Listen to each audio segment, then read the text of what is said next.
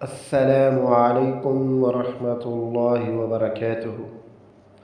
آپ صلی اللہ علیہ وسلم کی حضرت فاطمہ رضی اللہ تعالی عنہ کو وصیت: یا حی یا قیوم برحمتک استغیث اصلح لی شأنی کلہ ولا تکلنی الی نفسی طرفۃ عین۔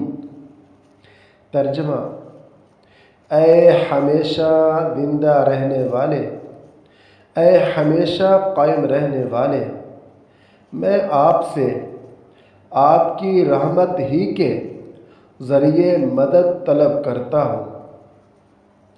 فضیلت: آپ صلی اللہ علیہ وسلم نے اپنی بیٹی حضرت فاطمہ الزہرا رضی اللہ تعالی عنہ کو تاکیداً وصیت کی تھی کہ بیٹی یہ دعا برابر پڑھتی رہنا۔